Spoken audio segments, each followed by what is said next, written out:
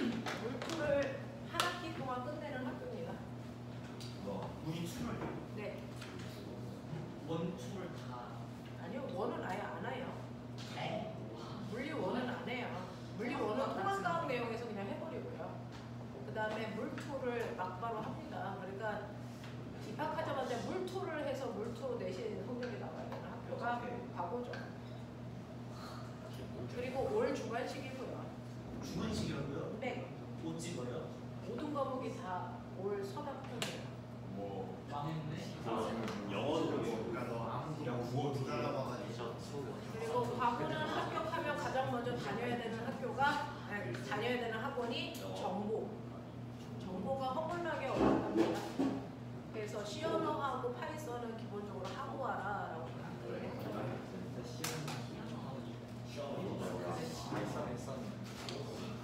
기본적으로 과거 가면 IQ가 140 이상 정도 되는 아이들이라서 속도가 되게 빠르죠. 그리고 그 IQ가 원래 좋았던 아이들이 아니고 공부하다 보면 그런 IQ가 나와요. IQ는 변합니다. 자, 답 부를게요. 1번의 답이 3개인 거 아십니까? 1번의 답이 2, 4, 5. 2번은 1번, 3번. 아직도 이런 걸 틀리는 건 좀 너무하다는 생각을 강하게 한다.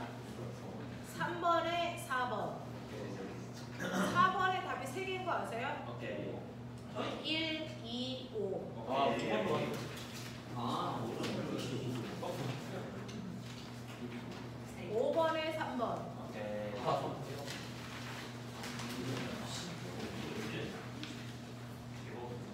6번에 불러. 1번. 3번. 아하. 7번에 5번. 오케이. 8번은 영재 친구들은 이걸 어떻게 틀릴 수 있나 싶다. 과거 친구들은 오늘 처음 하는 거고요. 8번에 1번. 오케이. 9번에 4번. 오케이. 10번에 3번. 어? 틀렸다. 이거 왜 4번 아, 멋있는데? 다 돌리면서 10점이 안 되니까. 이거 틀렸냐?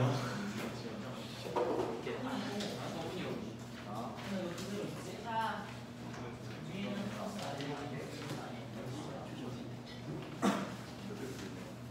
적어보세요. 자, 마지막 개수 먼저 확인할게요. 가원이.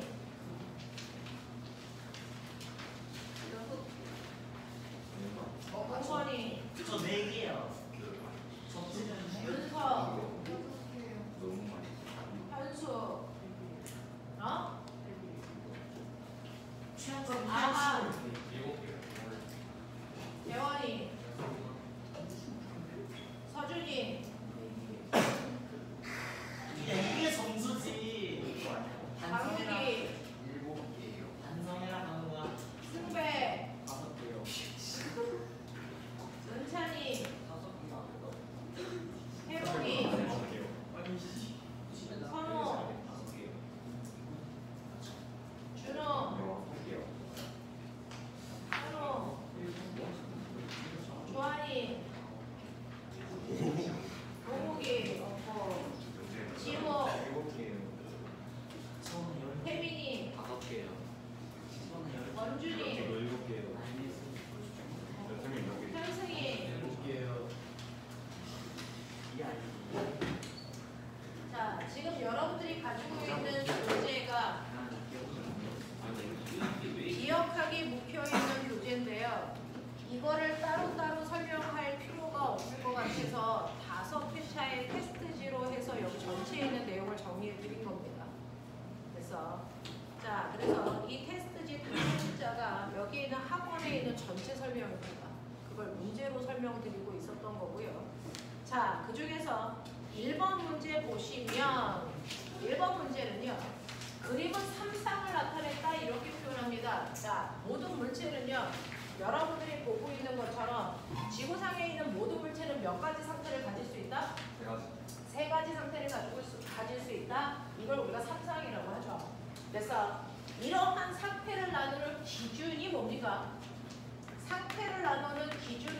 여러분들은 중학교 1학년 때 배웠어요. 지구상에 있는 모든 물질은 세 가지 상태를 가질 수 있고 상태를 나눌 수 있는 기준이 모양과 부피 변화. 입자 간의 대열. 네, 상태를 나누는 기준은 그 물질을 구성하는 입자의 뭐 배열에 따라서 상태를 나눈다. 이렇게 중학교 교과서에 되어 있습니다. 그래서 입자의 배열이죠. 분자의 배열이라고 하셔도 안 되는 거죠. 됐죠? 자, 그럼 그 중에서 우리가 알고 있는 고체라는 건 입자의 배열이 어떤 아이들? 빽빽한. 자, 중학교 교과서에 뭐라고 써져 있을까요? 규칙적인 배열을 하는 아이들을 고체 물질이라고 우리 정의했죠. 자, 그 다음에 액체 물질은 입자의 배열이 불규칙적인. 네, 불규칙적인 배열을 하고 있는 아이들을 액체다라고 판단하겠다 이렇게 되어 있어요. 자, 그 다음에 기체는요. 매우 입자의 배열이 가장 불규칙한 아이들을 우리는 기체라고 하겠다라고 표현을 했습니다. 됐어. 근데 입자의 배열이 눈에 실제 보이니 안 보이니? 안 보여요. 네, 기준은 이거지만 입자의 배열이 눈에 보이지 않기 때문에 우리는 간접적으로 고체, 액체, 기체를 판단하기 위해서 모양과 부피 변화를 사용하는 것 뿐입니다. 무슨 말인지 알아? 이렇게 되는 거고요. 그러면 입자의 배열에 따라서 상태를 나눈다는 건 입자의 배열이 바뀔 수 있다는 거잖아요. 그래서 고체가 액체되고 액체가 기체되는 거죠. 그러면 입자의 배열을 결정하는 건 뭡니까? 입자의 배열은 뭐에 의해 결정되니? 네, 입자 사이에 뭡니까? 인력이죠, 인력. 그 인력의 세기가 가장 센 게 뭡니까? 고체 상태이기 때문에 입자의 배열이 규칙적이고 입자 사이의 거리가 가장 가까운 거죠. 그래서 그 다음이 액체, 기체 이렇게 된다고요. 그래서 그 물질의 상태를 결정하는 건 그 안에 있는 입자 사이에 작용하는 인력의 세기다. 그래서 이걸로 자소서 쓰는 친구들도 있잖아요. 어떤 상태일 때 입자의 인력이 가장 센지를 확인하는 실험들을 지금 가원이가 하고 있잖아요. 이런 것들을 하는 거죠. 그래서 입자의 인력을 결정하는 건 뭐다? 분자 사이에 입자 사이의 인력은 물질마다 다 다르대요. 그 인력에 의해 결정되는 게 뭔데? 각각의 물질의 녹는 점, 끓는 점이에요. 그래서 물질마다 녹는 점, 끓는 점을 보면 누가 더 입자가 인력이 센지 안 센지를 비교할 수 있기 때문에 그래서 그거 하고 있는 거잖아. 그래서 여러분들이 똑같은 액체라도요. 물에 끓는 점은 100도이고요. 에탄올에 끓는 점은 78도이고 메탄올에 끓는 점은 64도라고 외우잖아요. 네, 이 끓는 점의 크기가 바로 입자 사이에 뭘 나타낸다? 인력의 세기를 나타낸다. 그래서 똑같은 액체라도 끓는 점이 다 다른 이유는 입자 사이의 인력의 크기가 다 다르기 때문이다. 이 얘기 하고 있죠. 그래서 자소서에서는 얘와 얘 사이의 인력이 왜 다를까? 이런 것들을 분석하면서 쓰고 있겠죠. 그런 얘기 하는 거잖아요. 그래서 입자의 상태를 결정하는 건 인력이고요. 그 인력에 따라서 고체, 액체, 기체로 나누는데 그러면 이러한 인력을 변화시킬 수 있다는 거죠. 그게 바로 상태를 변화시키는 거죠. 상태를 변화시키는 원인이 있어요. 뭡니까? 바로 온도와 압력이죠. 온도와 압력에 따라 물질의 상태를 변한다. 그 중에서 상태 변화에 가장 큰 역할을 하는 게 온도이기 때문에 우리 중학교 1학년 때는 온도에 따른 상태 변화를 배운 거예요. 그 중에서요. 자, 고체에서 액체로, 액체에서 기체로 바뀐다는 건 인력을 뭐하게 한다는 거야? 약하게 한다는 거지. 그럼 인력을 약화시키기 위해서는 입자의 온도가 뭐 해야 되니? 높아야 되기 때문에 인력이 약해지는 방향으로 가기 위해서 열을 흡수해야 된다. 그래서 흡열 반응이 필요하다. 이렇게 얘기했어요. 고체가 액체로 되는 거. 네, 이걸 융해라고 합니다. 액체가 기체되는 거. 기화. 고체가 기체되는 거. 승화. 이 방향이 바로 열을 흡수할 때 일어나는 상태 변화. 그래서 인력을 약하게 했을 때 일어나는 상태 변화를 얘기하죠. 됐어? 그러면 이렇게 상태가 바뀔 때 변하는 게 있고 변하지 않는 게 있다. 다 중학교 1학년 내용입니다. 됐죠? 상태가 바뀔 때 변하는 건 뭐고 변하지 않는 건 뭐니? 이거죠. 그럼 상태가 변할 때 변하는 건 뭡니까? 변하는 건 뭐예요? 상태가 바뀔 때 바뀌는 건? 네, 입자 사이의 거리가 바뀌어요. 네, 입자의 배열이 바뀌어요. 그렇기 때문에 뭐가 바뀝니까? 부피가 바뀌죠. 되겠습니까? 네, 상태가 아무리 바뀌어도 변하지 않는 게 있어요. 뭡니까? 네, 입자의 종류와 뭐가 바뀌지 않니? 개수가 바뀌지 않기 때문에 절대로 뭐가 바뀔 수 없다. 질량은 변하지 않고 일정하다. 우리 이렇게 배웠단 말이야. 알겠어? 이게 바로 상태에 대한 얘기였고요. 그러면 이러한 상태를 변화시키는 가장 주된 원인이 온도와 압력이라고 그랬는데, 그러면 물은 몇 도에서 끓어? 라고 얘기하면 이제 우리가 나이가 좀 들었죠. 그래서 물은요 100도에서 끓을 때 조건이죠. 얼마일 때? 1기압일 때 얘네들의 끓는 점을 얘기한 거야. 그러면 1기압이 아니면 끓는 점이 다르다는 거죠. 그래서 여러분들이 가지고 있는 1번 그래프는 압력과 온도 사이에 물의 상태 변화 그래프를 나타냈다라고 하는 겁니다. 그랬더니 물의 상태 변화 그래프 이렇게 그려져 라고 해서 그린 거죠. 그래서 이게 고체, 이게 액체, 이게 기체, 여기가 압력, 여기가 온도인 거죠. 자, 그래서 여기에 보시면 하나의 그래프 안에 세 가지 상태가 다 들어있으니까 삼상 그래프고요. 여기가 삼중점, 세 개 상태가 다 존재할 수 있어. 뭐 이런 표현을 쓰고 있네요, 화학 시간에. 자, 그럼 그 중에서요. 이 그래프는요. 지구에서 그린 그래프니까 달에 가면 모습이 달라질까? 라고 하면요. 달에 가서 조건이 달라지면 그 조건에 맞는 상태를 가질 뿐이지. 그래서 내 그래프 모양 자체가 달라질 수 있니 없니? 없죠. 더군다나 달에 가면은 기압이 얼마니? 맞아요. 달에 가면 기압이 얼마니? 맞아요. 0이지 병신아. 공기가 없잖아. 그래서 네 공기가 없잖아. 그래서 근데 달에 가서 여러분들이 인위적으로 기압을 만든다면 그 기압 조건에 맞는 점에서 물을 끓겠죠. 그래서 네 이런 끓는 점, 어는 점, 녹는 점은 물질의 뭡니까? 특성이기 때문에 변할 수 없습니다. 무슨 말인지 알겠습니까? 달에 가도 지구에 가도 같은 조건이면 같은 행태가 일어난다 라는 얘기고요. 그 다음에 두 번째, 위의 상그림을 통해서 물의 압력이 갑자기 낮아지면, 꼬맹아 물인데 압력을 급격히 낮춰봐. 네, 물이 수증기로 바뀌는 이때의 온도 끓는 점. 그래서 네, 승화가 될 수도 있고요. 물인데 압력을 갑자기 낮추면 뭐가 될 수도 있어요? 얼음이 될 수도 있어요. 그래서 라는 것들을 보여주고 있어요. 자, 그 다음에 물의 양을 2배로 한다고 해서 물질의 특성이 끓는 점, 어느 점이 바뀔까? 바뀌지 않죠. 그러니까 이 그래프의 기울기가 바뀔 이유가 없습니다. 알고 계셨겠죠? 자, 그 다음에 얼음이 호수 표면에서부터 온다라고 하는데 이건 논란의 여지가 있어요. 자, 그래서 물이 호수 표면에서부터 어는 이유를 두 가지로 설명합니다. 그 중에서 중학교 2학년 때는 물이 호수 표면부터 어는 이유를 뭘로 설명합니까? 온도에 따른 물의 밀도 변화로 설명하죠. 그래서 그 중에서 0도일 때 밀도가 가장 낮아서 떠요. 그 다음에 1도예요, 2도예요, 3도예요, 4도예요. 그래서 표면에 있는 물의 온도가 제일 낮기 때문에 여기부터 얼어요 라고 얘기하는 게 중학교 2학년의 관점. 그래서 온도에 따른 밀도 차이로 설명합니다. 근데 실제로는요. 우리가 더 많이 인정하고 있는 건 사실은 여기에 있는 물은 공기가 누르는 기압만 받아요. 그죠? 근데 여기에 있는 물은요. 기압에다가 요만큼의 물이 누르는 뭐까지 받니? 수압까지 받기 때문에 압력이 뭐해지니? 높아져.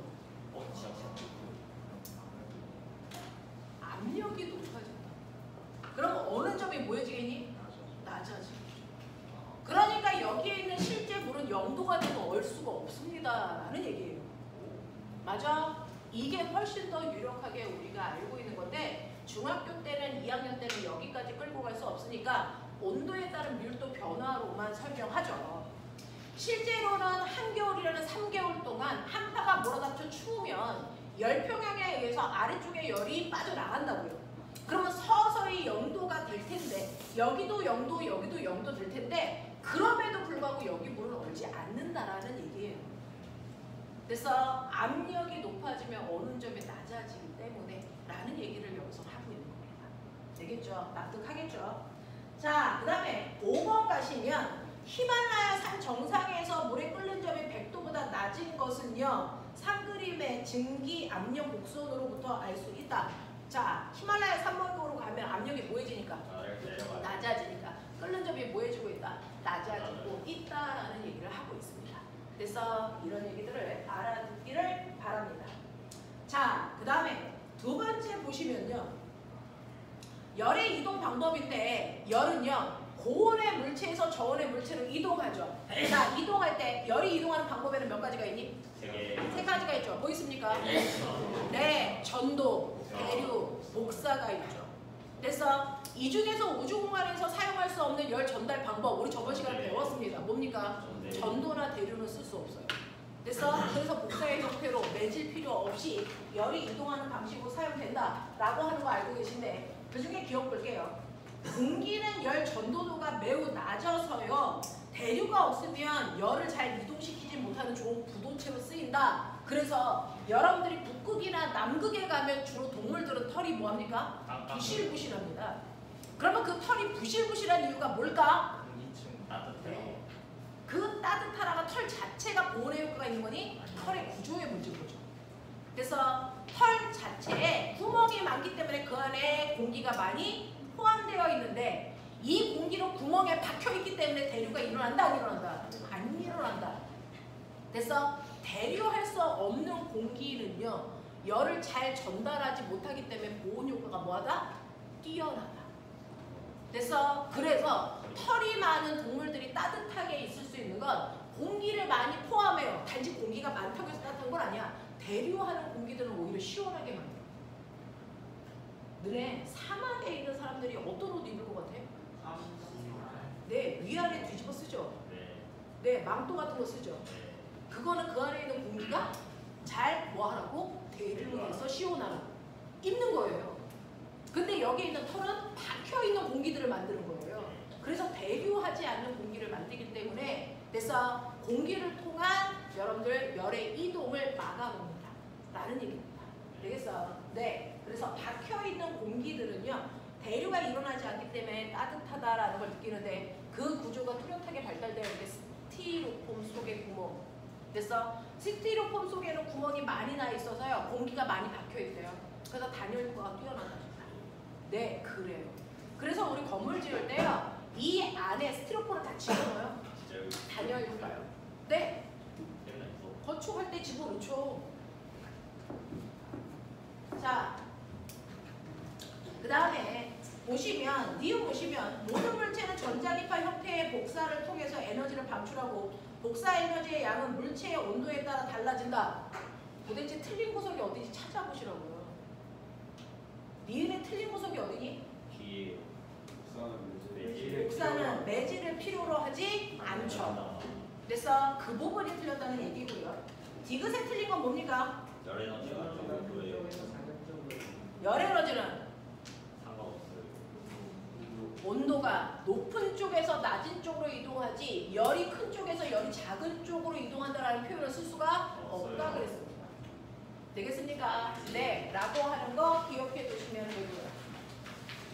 그 다음에 넘어오시면요. 자, 3번까지는 열과 관련된 문제 중에 얘는 뭡니까? 열 팽창이죠. 그래서 네, 열 받으면 입자 사이 거리가 멀어져서 길이가 길어지는 선팽창이 일어나는데 그 선팽창 정도가 다르기 때문에 휘어지는 바이멘탈 구조를 나타낸 거죠. 얘는 뜨거워지면 어디로 휘어야 되니? 어디로 휘어져야 되니? 이렇게 휘어져야만 그 위에 있는 물체와 돼서 떨어지죠. 여기 있는 점하고 떨어져야 열 이동을 안 하겠다는 거죠.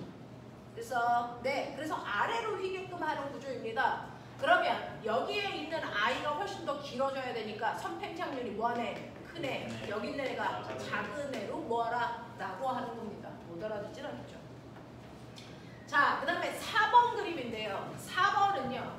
여러분 수직선상에 거기에 있는 좌표에 전선 모양을 좀 특이하게 해서 전류를 흐르게 하고요. 전류가 흐르는 도선 주변에 반드시 뭐가 생겨야 되니? 자기장. 전류가 흐르는 도선 주변에 자기장이 만들어져서요. 원점의 자기장의 방향과 세기를 묻는 문제인데 문제는 도선이요. 이렇게 생겼단 말이죠. 이렇게 생겼단 말이죠. 그래서 도선 중에서는요. 곡선 도선이 있고 그리고 뭐가 있습니까? 직선. 직선 도선이 있어요. 그 중에서 원점의 자기장을 만드는 건 누굴까요? 곡선 도선만 만듭니다. 직선 도선은 원점의 자기장을 만들 수 있다 없다? 없어요. 실제로 직선 도선은 전류가 흐르면 도선 주변에 자기장이 만들어지죠. 도선이랑 연결되어 있지 않은 이 부분에 자기장이 생길까 안 생길까? 안 생깁니다. 그러니까 직선 도선이 없는 이 부분에는 직선 도선 전류가 자기장을 못 만든다고요. 그래서 얘 전류에 의한 자기장은 원점에 영향을 주지 않습니다. 됐어. 그리고 전류가 승배 여기 봐 시계 방향으로 흐른다 했어요. 그러면 시계 방향으로 흐르기 때문에 원형 도선에서 전류 방향 내 손가락, 엄지 손가락은 내고 자기장 방향이니까 어디에 있던 다 들어가는 방향으로 자기장 만듭니다. 맞죠? 그러니 여러분들이 보시는 것처럼 1번, 2번, 3번, 4번의 원형 도선이 모두 다 들어가는 방향으로 자기장을 만들 거고요. 원형 도선에서 자기장의 세기를 구하는 방법이 R분의 K-I입니다. 그러니 여러분들이 보시는 1번 같은 경우에는요. 떨어져 있는 거리가 2R이죠. 그래서 얘는 1번은 2R분의 K-I만큼 자기장을 들어가는 방향으로 만들 거고요. 2번은요. 3R분의 K-I만큼 같은 방향이니까 더하겠죠. 3번 같은 경우에는요. 2R분의 K-I만큼 4번 같은 경우에는 R분의 K-I만큼 만든다 이렇게 됩니다. 그래서 이게 다 같은 방향이니까 다 더한 만큼이 원점에서 생기는 자기장의 세기가 안 되죠. 왜 안 될까요? 네, 얘는 원이 아니고 원의 4분의 1이니까 이 세기들의 모두 다 얼마만큼? 4분의 1만큼씩만 자기장이 만들어지겠죠. 라는 거를 알 수 있냐라는 얘기입니다. 되겠어? 그래서 요거까지 해주셔서 합성하시면 자기장의 세기 나와요. 얼마입니까? 12R분의 얼마입니까? 7K-I만큼 생긴다 이런 얘기입니다. 자, 여기서의 핵심은 4분의 1을 할 수 있는 안목 되겠습니까? 요걸 키우라는 얘기였고요. 자, 그랬을 때 직선 도선은 원점에서 자기장 못 만든다는 것과 어디에나 다 들어가는 방향으로 수직한 방향으로 자기장 만든다라는 거 기억해 두시면 되겠죠. 자, 그 다음에 5번입니다. 전류가 흐르는 자기장이 있는 곳에 도선의 크기를 변화시키면 면적이 달라지기 때문에 그것 때문에 유도 전류가 흐르죠. 그랬을 때 유도전압 구하세요 라고 하는 유도전압 V는 뭡니까? 마이너스 N에 T에 델타 뭡니까? 델타. B, A인데 얘는 자기장의 세기를 변하지 않고 면적이 바뀌는 거죠. 면적이 바뀌는 건가? 아니다. 면적이 안 바뀌고 자기장이 바뀌는 거죠? 네. 그러면 얘는 자기장의 변화가 있는 거네요. 델타 B, A 이렇게 구하면 돼. 그럼 꼬맹아 도선을 잡아당길 때는 유도전압 어떻게 구했지? 도선을 잡아당길 때 생기는 전압 구하는 방법 뭡니까? 구라고 기억납니까? 네, 이렇게 구합니다. 지금은 우리는 이거를 쓸 거고요. 자, 그 자체는요, 여러분들 들어가는 방향으로 자기장이 형성되어 있는데 시간이 지나면 들어가는 방향의 자기장이요 0.1 테슬라였다가 2 테슬라로 세지죠. 세지는 거 싫으니까 스스로 나오는 방향으로 자기장을 만들어서 원형 도선에서 반시계 방향 전류가 흐를 겁니다. 맞아요. 자, 그랬을 때 이때 생기는 전압은요, 이 도선 자체가 한 번 감은 폭이니까 이거 일로 놔라. 됐어? 네. 자, 그랬을 때 시간을 보시면 0.5초라는 시간 동안의 자기장이 1.9 테슬라가 바뀌고요. 이때 도선의 면적은 0.2 제곱파이야라고 하는 요거죠. 되겠습니까? 요거 계산하시는 만큼 나와요 라는 얘기입니다. 자, 그 다음에 6번은 조금 이따가 하시고요. 7번 먼저 하죠. 7번은요 배수비례 법칙으로 푸는 거죠. 화학 시간에 배우는 것처럼. 그래서 자, 여러분들은요 이건 뭐냐면 변압기입니다. 변압기는 전자기 유도를 이용할 때 양쪽의 코일의 자기장의 변화가 일정하기 때문에 코일의 감은 개수비가 곧 전압 비율이야 라고 했던 요거 얘기하는 거죠. 자, 들어가는 쪽이 1차 코일, 나오는 쪽을 2차 코일이라고 한다면 됐죠? 1차 코일의 감은 개수 비율과 그래서 2차 코일의 감은 개수 비율이 곧 무슨 비율이야? 전압의 비율이야. 그래서 전류의 비율은 뭐야? 역수야 라고 얘기하는 거죠. 전력은 어떻습니까? 변화가 없이 항상 같아야 되죠. 들어가는 에너지, 나오는 에너지는 변화할 수가 없으니까. 그래서 이런 구조를 가지고 있는 게 변압기예요 라고 얘기를 했을 때 여기서 보시면 A의 1차 코일과 2차 코일에 해당되는 비율이 몇 대 몇인지 읽어? 뭡니까? 1대 2죠. B의 1차 코일과 2차 코일에 해당되는 비율이 얼마인지 읽어? 얼마입니까? 5대 4죠. C의 1차 코일과 2차 코일에 해당되는 비율이 얼마인지 읽어? 2대 1입니다. 그랬을 때 1차 코일에 해당되는 2차 코일의 비율을 물어봤으니 일단은 1차 코일에 해당되는 값을 다 맞추자. 이건 다 10으로 맞출게요. 그러면 얘는요 10대 20으로 봐도 무방. 얘는요 10대 8로 봐도 똑같아. 얘는요 10대 5로 봐도 똑같아. 맞습니까? 근데 1차 코일의 개수비를 1대 2대 3으로 만들래요. 1대 2대 3으로 만들려고 했으니까 10대 20과 20대 16과 30대 15로 만들면 되겠죠. 맞아. 그랬을 때 2차 코일의 비율이 20대 16대 15 나옵니다 라는 얘기를 하고 있네요. 되겠어? 이런 얘기입니다. 자, 그 다음에 8번 문제 보시면 8번은 정전기 유도인데 정전기 유도가 일어나는 모습이요 도체와 부도체가 달라요.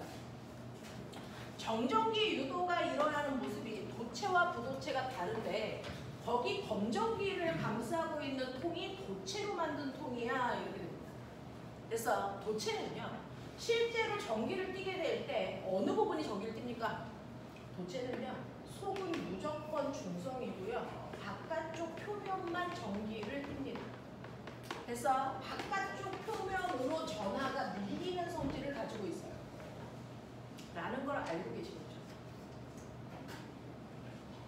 그러니 내가 여기다가 이렇게 검전기를 갖다 대고요. 여기에 이렇게 대전체를 갖다 댑니다.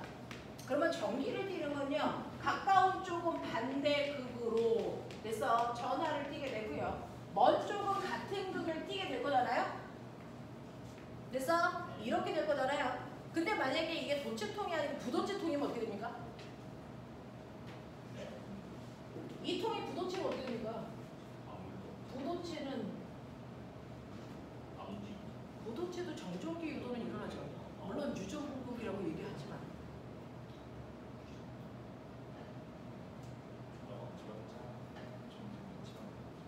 전자가 회전해서 방향만 트는 거지 전기를 띱니다. 그래서 털가죽을 비벼도 털가죽도 전기를 띠게 되잖아요. 됐어? 자, 그러면 이게 부도체라면 어떻게 될까? 부도체는 내부도 전하를 띱니다. 이런 성질을 가지고 있어요. 그래서 그러니 내가 부도체에 마이너스 대전체를 갖다 대면요. 그래서 이게 이렇게 박스가 두껍잖아요. 그랬을 때 어떻게 되는 줄 아세요? 가까운 쪽은 플러스, 먼 쪽은 여기죠. 뭐가 됩니까? 마이너스를 띄죠. 그래서 그리고 여기에 검전기를 갖다 대면 안쪽이 전하를 띄고 있으니까 얘가 정전기 유도가 일어나겠죠. 그럼 얘가 뭐가 됩니까? 플러스. 이게 뭐가 됩니까? 마이너스. 그래서 다 이거 벌어져요. 그러면 얘에 의해서 유전 공격이 일어나겠죠. 뭡니까? 플러스, 마이너스 이렇게 된다고. 그래서 근데 도체는요. 껍질이 바깥쪽만 전기를 띠기 때문에 안쪽은 전하를 못 띄어요. 그러니까 여기가 플러스라도 여기 중성이라고요. 그럼 여기다 검전기는 정전기 유도가 일어날 수 없습니다. 그래서 이런 차이가 있어요. 근데 내가 여기다가 접지시키면 어떻게 될까? 접지를 시키면 이라는 접지 표시 이렇게 합니다. 그러면 우리는 그동안 접지를 해본 적이 없나? 있으니까 나왔겠죠. 손가락 갖다 대는 그게 접지라고 그랬어요. 자, 우리가 검전기에다가 마이너스 대전체를 갖다 대면 어떻게 되지? 이거 이거 플러스 이거 뭐 되니? 아, 그리고 나서 우리가 접지시켰죠. 뭘로? 손가락. 감정 손가락을 이용해서 접지를 시키면 접지 역할이 뭡니까? 전자를 보내요. 전자를 무한히 줄 수도 있고 받을 수도 있어요. 땅이랑 연결되어 있으니까. 됐어? 근데 여기서의 손가락의 역할이 뭐냐고요? 뭐요? 접지는요, 무조건 대전체와 멀리 있는 쪽을 뭘 만든다? 중성 만들잖아요. 그러면 대전체와 멀리 있는 게 금속판이니 금속박이니? 금속박이잖아요. 그러니까 손가락을 갖다 대면 금속박만 중성 만든다. 우리 이렇게 배웠잖아요. 그게 접지의 역할이에요. 됐어? 그럼 얘가 중성이 되려면 어떻게 돼야 됩니까? 금속박에 있던 전자가 손가락을 타고 이동해 가야죠. 중성이 될 때까지. 그 짓을 하는 건데 여기에 이렇게 접지를 시켜놨기 때문에 대전체와 멀리 있는 쪽을 뭘 만든다고요? 중성으로 만든다고요. 그러니까 여기에 그게 없어지는 이 모습이에요.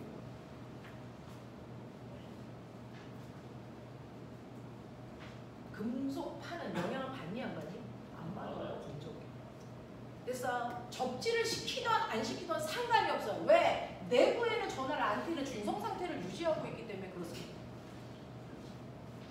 됐습니까? 네, 이렇게 됩니다.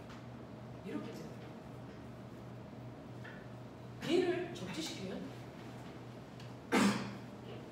얘 접지시켜!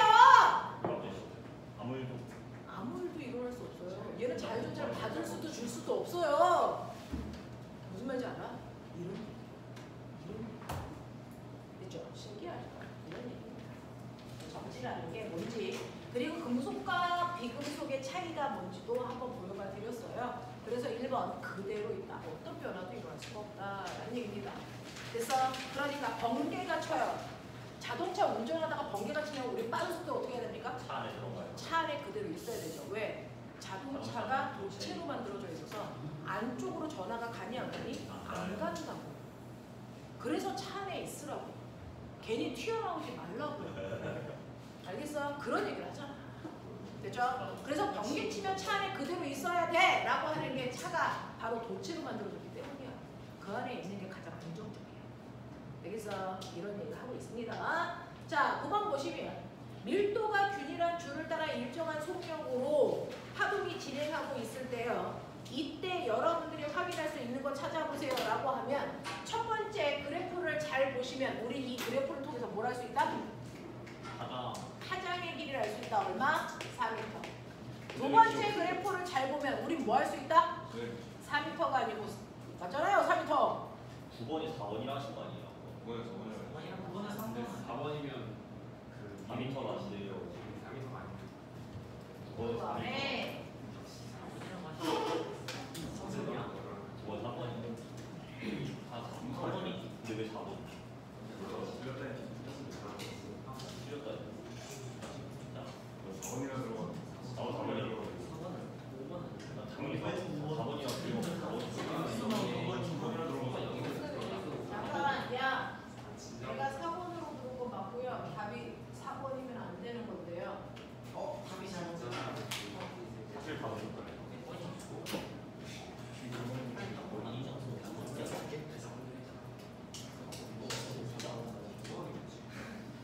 8번에 9번의 답은 3번으로 가셔야 돼요.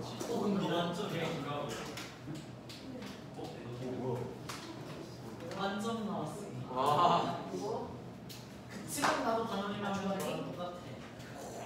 해봉이도 만점이에요. 9번은 주환이. 자, 해봉이도 만점. 자 보시면 네, 해보니를 믿고 보지 않아요. 어제 잤어 읽어보고 깜짝 놀랐어요. 뭐 하나 싶었어요. 근데 자소서 어설프게 썼다가 엄청 후회하는 일이 발생합니다. 자소서 힘줘서 쓰십시오. 자, 파장의 길이는 4m고요. 주기가 얼마입니까? 주기가 얼마입니까? 2분의 1초죠. 자, 그래서 속력은 시간분의 거리니까 이렇게 나누시면 되죠. 그래서 속력은 얼마입니까? 8입니다. 됐어. 근데 내가 너네들한테 이걸 설명하는 이유는 디귿 때문이죠. 이거 보여주려고. 디귿 때문이죠. 디귿에서 우리가 됐어. 팽판은요 그러면요 파동의 진행 방향과 매질의 진동 방향이 수직하다라고 했는데 그러면 여기에 있는 이 매질이라고 생각해봐. 네가 너 어떻게 움직이니? 매질 어떻게 움직이니? 이렇게 움직이죠. 됐어? 그러니까 매질의 입장에서 뭐 하고 있는 겁니까? 단진동 운동하고 있어요. 맞습니까? 네. 그러니 얘는요 여기다가 이렇게 실을 매달아 놨을 때요 이렇게 해서 왕복 운동하는 진자 운동이라고 생각하시면 되는 거예요. 진짜. 맞아요. 네, 그게 직선발을 움직이는 진자 운동이다 라고 생각하시면 훨씬 더 이해하기 편하겠죠. 자, 그랬을 때 여기가 A, O, B라고 했을 때요 여기에서 속력 기억납니까? A에서의 속력 얼마입니까? 아, 예. 0이죠. 아.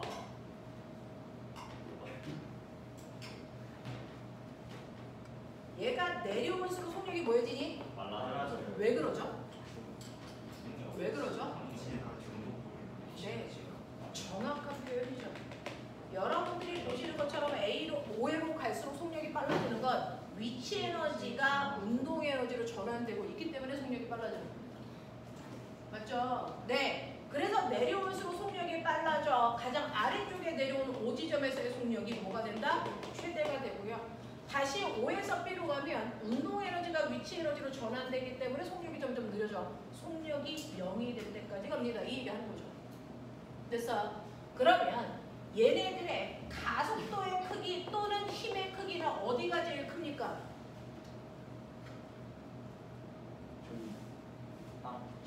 라고 하면 여러분들이 보시면 이때의 힘은 중력과 뭡니까? 장력의 합력이죠. 됐어? 네. 장력과 중력의 합력인데요. 이 각도가 작아질수록 장력과 중력의 합력이 어떻게 될까요? 작아지겠죠? 왜? 중심각의 크기가 뭐해지니까? 커지니까. 합력은 작아져야죠. 납득합니까? 그러니까 합력이 제일 큰 건 두 힘 사이에 이루는 각도가 가장 작은 쪽이겠죠? 그게 어딥니까? 양 끝에 말단이겠죠. 맞습니까? 그래서 양 끝에 말단이 힘의 크기가 최대이기 때문에 가속도의 크기도 최대이다 라는 얘기를 하고 있는 거잖아요. 맞아요. 네. 자, 그렇다면 여러분들 단진동 운동을 할 때요 여러분들이 알고 계셔야 되는 거 실제로 속력이 최대인 쪽은 알짜힘이 0인 쪽. 그걸 우리가 평형점이라고 하죠. 됐어? 그래서 평형점을 찾는 방법 몇 가지? 두 가지. 알짜힘이 0이거나 속력이 최대인 곳이 단진동 운동을 할 때 평형점인 중심점입니다. 알겠습니까? 네, 라고 하는 거죠. 그리고 양 끝단이 가장 속력이 적은 곳이 알짜힘이 제일 뭐하다? 크다. 그러면 여기 보세요. 얘 이렇게 가다가 여기서 순간 멈춰 방향 180도로 바꾸겠죠. 됐어? 그럼 여기가 속력이 0이죠? 됐어? 그러면 알짜힘이 제일 크니까 가속도가 제일 뭐하지죠? 큰 지점. 힘이 크면 가속도도 큽니다. 됐어? 네, F는 MA니까 그 유명한 거. 되겠습니까? 네, 그런 얘기를 하고 있네요.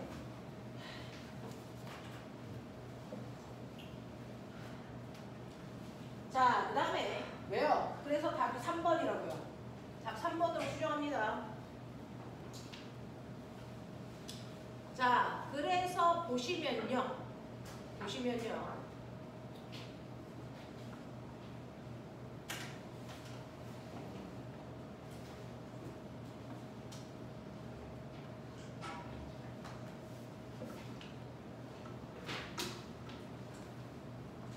디귿이 이해는 되는 거야? 맞아? 디귿은 8분의 1초 후에 위상이 어떻게 돼? 8분의 1초 후에 B 지점의 위상은 이게 아니고 B가 이 상태로 바뀌죠. 무슨 말인지 알겠습니까? 네. 자, 10번 스크린이에요. 스크린에 맺힌 상은 돌입 실상입니다. 라고 얘기하죠. 자, 라 모양의 스크린을 환등기에 끼워서 스크린에 맺힌 상을 다르게 보려면 돌입 실상이니까 고백아 상하 좌우가 바뀐다는 얘기잖아요. 그래서 그럼 똑바로 보려면 상하 좌우를 거꾸로 뒤집어서 놔야 제대로 보이겠죠. 맞습니까? 네. 그래서 여러분들이 가지고 있는 3번 그림이야 라고 얘기한 거고요. 자, 아까 안 했던 6번은요. 현란한 산수를 좀 따라와서 해주세요. 내용은 궁금한 게 있는데 전압의 세기를 측정하는 기구, 전압계, 전류의 세기를 측정하는 기구, 전류계를 이용해서 각각의 회로도에 걸려있는 전류와 전압을 재잖아. 근데 나 궁금한 게 전압계, 전류계도 물질이야. 그러면 그 물질이기 때문에 반드시 뭘 가지고 있어? 저항. 저항을 가지고 있는 물질을 이 회로도에 집어넣으면 얘 흐르는 전류와 전압이 바뀔까 안 바뀔까? 바뀌어요. 라고 하는 거죠. 얘가 여러분들 R1이 15ohm이라고 하자. 여기가 20V라고 하자. 몇 암페어 흐르니? 2A 흘러요. 그래서 여기서 20V 써요. 단순하게 이거 아니니? 그러면 내가 여기에 실제로 2A가 흐르는지 알아보려면 앞과 뒤에 전류계 어디든 상관없이 직렬 연결하면 돼. 기억나냐? 예. 근데 꼬맹아 전류계를 이렇게 직렬로 연결하면 전류계도 저항을 해. 여기 저항이 생기잖아. 합성 저항이 뭐해지니? 바뀌어요. 터져요. 커지죠. 그러면 전류의 세기가 뭐해지겠니? 작아지면. 실제로 여기에 흐르는 전류가 2A라는 걸 정확하게 측정하기가 어려워요. 힘들어지죠. 그럼에도 불구하고 우리 전류의 세기를 측정해야 되기 때문에 얘한테 주는 영향을 최소화해야 될 거 아니니? 네. 그럼 전류계는 어떻게 만들어야 되니? 저항이 최대한 작게 만들어야 돼. 그래야 이 회로도의 저항에 주는 영향을 극단적으로 줄이겠죠. 그래서 전류계의 저항은 반드시 최소화해라 라는 얘기입니다. 그래서 영향을 별로 안 주겠죠. 그래서 전류계는 저항이 제일 작은 물질들로 만듭니다. 되겠냐? 전압계는 어떻게 연결하라고 배웠어요? 병렬로 연결해라. 저항과 병렬로 연결해라 라고 하는 건 저항의 앞뒤에서 선을 뽑아서 전압계를 이렇게 연결해라 라고 얘기하죠. 그래야 저항을 지나기 전과 후에 전이차라고 하는 전압을 알 수 있어요. 맞냐? 네. 그러면 제가 이렇게 해서 잴 때요. 얘를 연결해도 얘에 흐르는 전압이 20V라는 거에 영향을 거의 안 줘야 될 거 아니야. 근데요. 얘도 저항이 있잖아요. 얘가 여기에 만약에 25이면 어떻게 되냐? 저항이 1대2니까 전류가 어떻게 되니? 2대1로요. 얘한테 가던 전류 중에 일부는 얘한테 온단 말이죠. 그러면 여기에 정확하게 20V가 걸려있다는 걸 확인할 수 있겠니 없겠니? 없죠. 그러면 얘한테 영향을 가장 적게 주려면 여기에 가던 아이가 얘한테 오는 양을 뭐 해야 되니? 최소한으로 줄여야 돼요. 전류가 여기에 거의 안 오게 해야 돼요. 그러면 여기에 전류가 거의 안 오게 하려면 얘 저항을 엄청나게 크게. 그래서 전압계는요. 가능하면 저항을 크게 만들어야 된다. 그럼 보면은 너네 배운 것 중에서요. 전압계는요. 전지에 직접 연결할 수 있다 없다?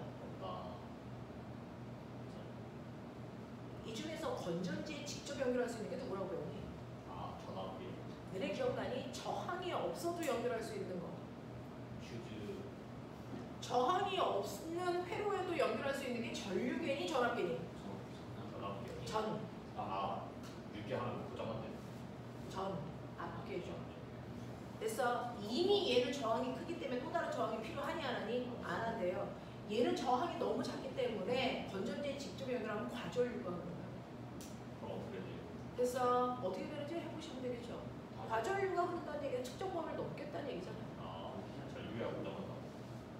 그래서 전류계는 반드시 저항이 있는 회로도에만 연결할 수 있어요. 이렇게 외웠단 말이죠. 그렇게 되는 이유가 얘네들이 가지고 있는 실제 저항값이 다르기 때문이야 라는 얘기예요. 되겠어? 네, 이런 얘기를 하고 있습니다. 자, 그래서 여러분들이 보시는 것처럼 전압계에도 저항은 있는데 그 저항이 극단적으로 클 거예요. 이런 일이 있다는 얘기고요. 그 다음에 네, 이렇게 연결했을 때 얘네들이 이제 나타나는 걸 찾아보자 라고 했는데 전압계를 연결하기 전이라고 했어요. 전압계를 연결하기 전에는요. 여러분들이 보시는 것처럼 R1하고 R2라는 저항밖에 없어요. R1을 2ohm이라고 놓자. R2를 2ohm이라고 놓자. 여기에 6V라고 치자. 내가 회로에서의 저항의 역할이 뭐라 그러죠? 뭔가를 배분하는 역할이죠. 됐죠? 그러면 저 새끼 뭐라 그랬냐? 어? 뭐였던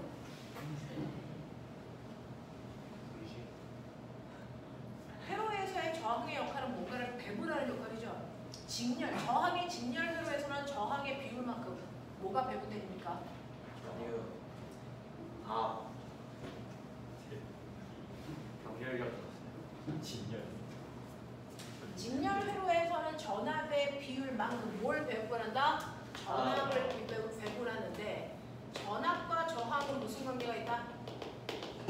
비례 관계가 있기 때문에 저항의 비가 1대2면 전압도 1대2로 나눠가줘야죠. 그래서 보시면 여기서 쓰는 전압은 얼마입니까? 몇 분이면? 여기서 전압을 얼마만큼 나눴으면 되겠어요? 2V 3 1대2 1대2니까 2대4. 얼마만큼? 2V 1 더하기 2분의 1 다시 말해서 3분의 1만큼만 쓰면 되죠. 맞아요. 이걸 그대로 수식으로 쓰라고요. R1 플러스 R2분의 R1만큼이 얘가 써야 되는 전압값이라고요. 맞아요. 이렇게 나눠간다는 얘기잖아요. 숫자로 놓고 상상해 보시면 그런 이상한 답에다가 체크는 안 하겠죠. 자, 그래서 전압계가 없을 때 이렇게 연결했을 때요. R1에서 사용되는 전압만큼 여기서 전압이 줄어요. 올 때는 6V였는데 여기서 몇 볼트 쓰니까 2V를 쓰기 때문에 여기 몇 볼트 돼요? 4V 되잖아. 그러면 여기서 2V 쓴다라는 걸 확인해야 될 거 아니야? 그걸 우리가 전압계로 확인했다는 거죠. 이걸 전압 강화된 양이라고 하죠. 그걸 여러분들 옴은 V 전압이라고 표현합니다. 옴이 얘기한 전압이라고 하는 건 사실은 저항, 이 저항의 앞과 뒤에 뭡니까? 전이차를 얘기하는 거다. 되겠어? 그래서 그거를 구하는 방법이 이거예요 라고 하는 걸 예쁘게 쓴 거죠. 맞습니까? 근데 문제는 전압계를 연결을 했다라는 거죠. 골 때려요. 여기 전압계를 이렇게 연결하는데 전압계의 저항이 R이랍니다. 됐어? 전압계의 저항이 R이면 여러분들이 보시는 것처럼 이쪽에 합성 저항이 얼마일까요? 합분해고 R 더하기 1분의 R1분의 R1 이렇게 되겠죠? 이게 합성 저항이겠죠? 거기다가 얘까지를 더하면 총 저항이 되겠죠? 되겠어? 네. 그래서 여기서 쓰는 전압은요. 이거 더하기 이거 분의 뭡니까? R1 플러스 R 분의 R1에 뭡니까? 전체 전압만큼 저기서 쓴 전압이겠죠. 맞아? 그런 얘기겠죠. 계산하시면 되겠죠. 저는 포기했어요. 써드리는 걸로 만족해요. 혜민 자니?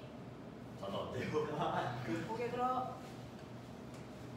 자, 그 다음에 이거는 계산하시면 되고요. 지금 보시면 전압계 내부 저항이 매우 작아야 이제 알겠죠? 전압계는 내부 저항이 매우 커야 된다.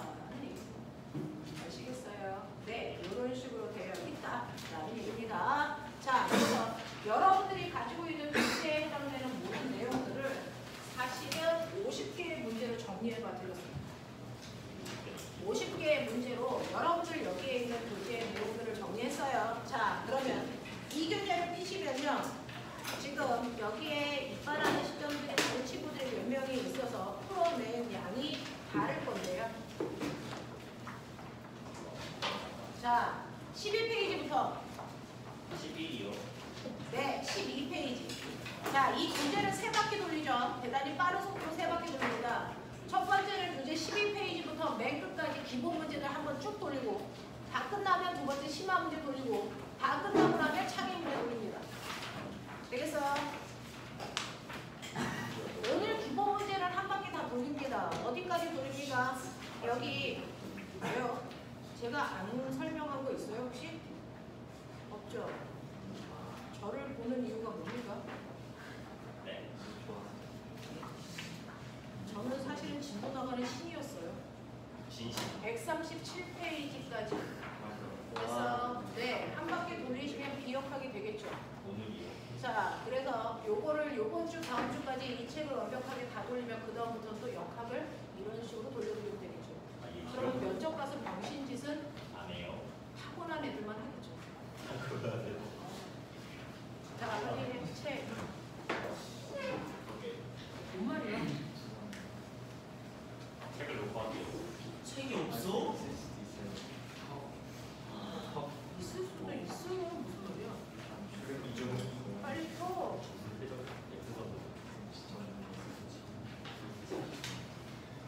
책을 왜 두고 다니지? 책 없는 사람이 또 있니? 제대로 찾아봐.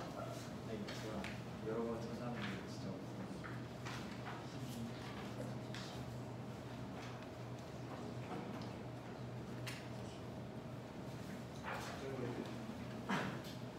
여기다가 책 표시하면 안 되고요.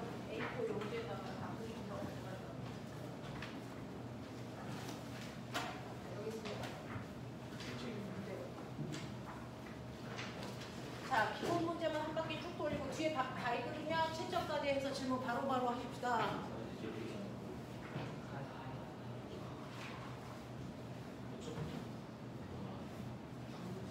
속도 느리면 다 숙제입니다.